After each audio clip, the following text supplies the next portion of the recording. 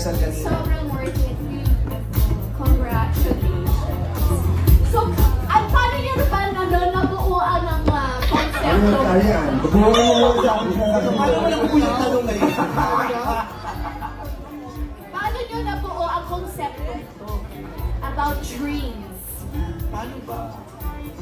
Paano ba nabuo? Hindi ko na matandaan. Lumulutang yung utak ko. Ang daming nangyayari sa utak ko ngayon.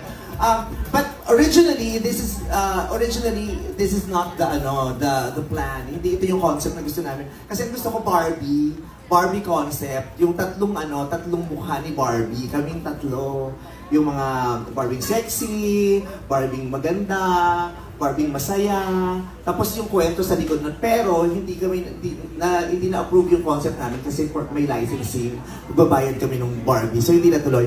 Kaya, paano ba naging dreams? Seriously, hindi ko maalala. Ang gulo na utak ko. Paano ba? Kasi lahat naman tayo may pangarap, di ba? Tapos parang sa ating lahat, sa industriya na pinapasukan natin, yung kung anong trabaho natin ngayon, hindi naman talaga yun yung pinlano natin para sa sarili natin. Alam ko na. Kasi mayroon, yung pala, kaya nagsimula yung dreams, pinag-uusapan namin sa dressing room lang yung mga bagay. Di ba sinasabi nila yung actions speak louder than words. Tapos sinabi namin, hindi. Sa panahon ngayon, maraming bagay na dapat verbalize. Kasi yung pag-verbalize ng mga bagay, nakakapagsara ng issues ng mga tao.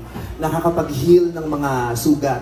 Katulad na lang yung tanong mo sa sarili mo na, proud kaya sa iyo yung nanay mo? Kasi di ba may maraming pagkakataon sa buhay natin na kino-question natin yung worth natin, yung value natin, yung okay kaya yung ginagawa ko. Dahil sa daming pagkakataon na disaprobado ang mga ginagawa mo at ang pagkatao mo sa social media, minsan kino-question mo na kung ano talaga nung halaga nung sarili mo at kung tama pa ba yung ginagawa mo. Kaya yun sabi ko, maganda yung naririnig din ng anak kung okay ba sila sa kinatatayuan ng anak nila. Naririnig ng anak mula dun sa mga magulang nila kung okay ba yung kinatatayuan nila sa kasalukuyan. Lalo na kung may pangarap kayo nung simula pero hindi natupad. Diba? Kasi ako, diba nagtanong ka pero hindi ka nakinig. Super chika. Paano ba nabuo ito? Nakikinig ako, so kasi na dapat sinasara. Hindi ko maalam ako kanina ko i-address yung sagot ko. Wala nang nakatingin sa akin. Nakikinig ako na dapat talaga sinasarado natin yun. Dahil bilang, it will heal your inner child. Yes. Kasi marami tayong dreams na binubuo. Tapos nabasa ko pa na yung mga first few dreams daw natin when we were kids are not usually realized. Kasi yung mga una nating pangarap, usually, influenced. Hindi natin totoong gusto, personal influence ng nakita natin sa loob ng bahay, trabaho ng paborito nating tao, nakikita natin ginagawa ng gusto nating tao. Kaya influence, hanggang sa makilala natin yung sarili natin. Tapos marirealize natin na hindi yun ang gusto nating tahakin. Pero paano pag hindi natuloy yung first dreams mo? Buo ka pa ba? Gusto mo pa ba yung sarili mo? Gusto ka pa ba nung taong kasama mong nangarap yun? Nangarap nun nung bata ka pa ba? Yun. Kaya yung nangyari sa atin ngayon, ang sarap na naisasara natin yun. Naririnig natin na, kaya kahit hindi natin na-fulfill yung dreams natin ng kasama yung mga nanay natin at hindi mo pa na-fulfill ngayon, okay pa din ang pagtingin sa atin ng mga taong mahal natin. Kasi yung nakakabawas yun sa mga, isipin sa mga damdaming mabigat. Yes.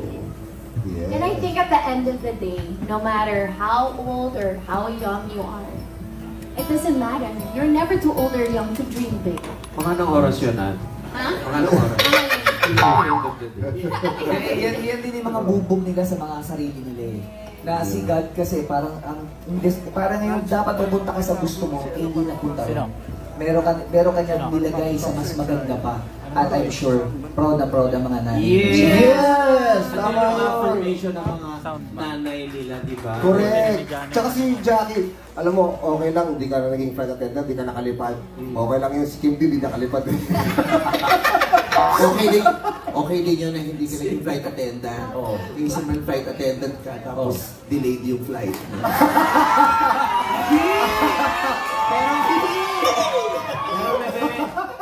Iba yung message yun ni Mami Rosario, ang ganda-ganda. Oh, English. maganda. Kasi, marami kasi hindi masyado marunong mag-English. Baka pwede mo i-translate, pare po. Bakit? Kasali ba ako sa front nila? Wala. Sa front nila. Hindi, actually malaking bagay sa akin yun yung sinabi ng nanay ko. Kasi ito yung, di ba maraming issue sa pamilya natin na hindi na lang natin pinag-uusapan para walang issue. Kasi ito, yung kunyari meron kang achievement, yung okay niya, tapos kunyari birthday ko, tapos yung lagi niyang mabibitawan sa akin, pero anak, tapusin mo yung political science. Yung gano'n. Lalong-lalo na nung graduate si Joe, I was very happy for Joe, but I was so sad for myself. Lalo na nung sinabi ni Joe na, kaya mo yan, ako nga nakaya ko, kaya mo ba? Yung masarap marinig yun, pero minsan yung pressure, nakakalunod. Sabi ko, naku, pag narinig na naman ng nanay ko, yung babanggitin niya na naman. Ayokong sabihin, hindi ko masabi sa kanya na, Nay, sinuko ko na yung pagiging abogado. Pero hindi ko masabi sa kanya because I am too scared to break her heart again. Hindi na. Pero hearing those words now na, okay, at least nasara ko na rin yung takot ko, yung insecurity ko. Kasi it haunts me every now and then. Lalo na pag usapang graduation, usapang grad pick. Ako lang talaga ang walang grad pick sa lamesa sa bahay natin. Na minsan, nakakalunok. Parang, God, ang dami kong awards pero wala akong grad pick. Yung ganun. Kaya maraming salamat. Malaking bagay sa akin yung mga sinabi mo. Ipinagpapasalamat ko. Maraming salamat. Pero huwag kang maglala. Yung mga iba pa nating pangarap, aabutin natin. Yes! Siyempre rin, kasama natin si Billy Crawford and Colleen Garcia. Pasensya na sis, na-distract ko. Sorry, apakak you. Thank you, Billy and Colleen!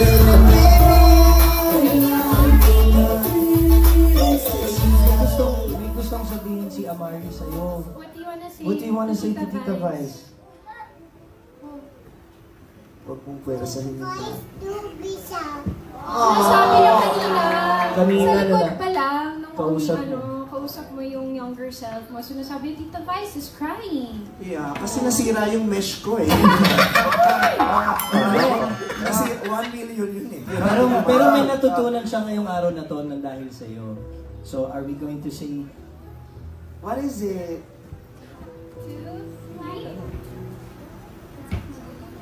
What's up, young people? Yeah!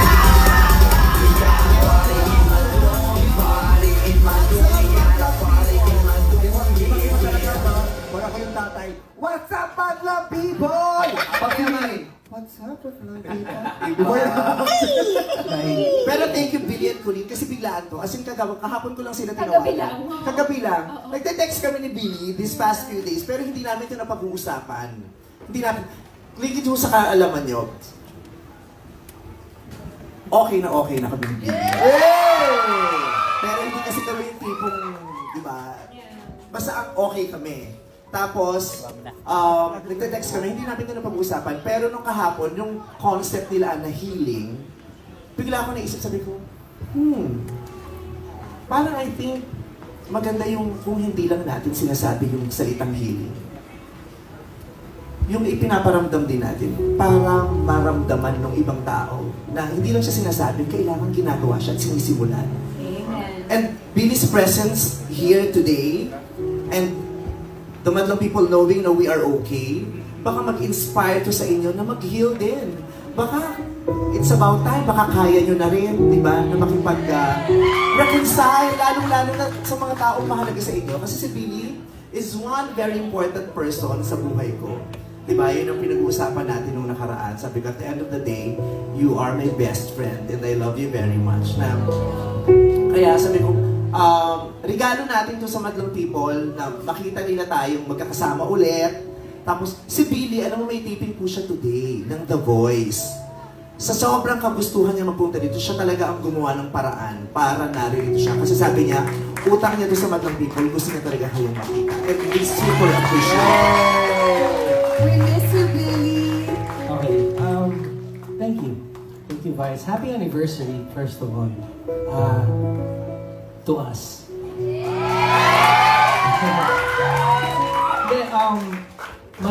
thank you for clapping, baby. Marami akong realizations this past month. Mario at work. Mommy, can you hold him? Please, thank you. Kababalik ko lang galing States. At kakakita ko lang. Hindi mo alam to. Kakakita ko lang kasi ng daddy ko. And hindi ko kasi alam hanggang kailan ang tatay ko sa mundong ito. Pero nagpa-realize sa akin, alam mo ba ang bilhin niya sa akin? Is mag-ayos tayo. Sa lahat ng hindi nakakakilala ng tatay ko, siya po ay Amerikano, hindi po marunong magtagalog. Pero alam niyang may hindi magandang pangyayari ng ilang taon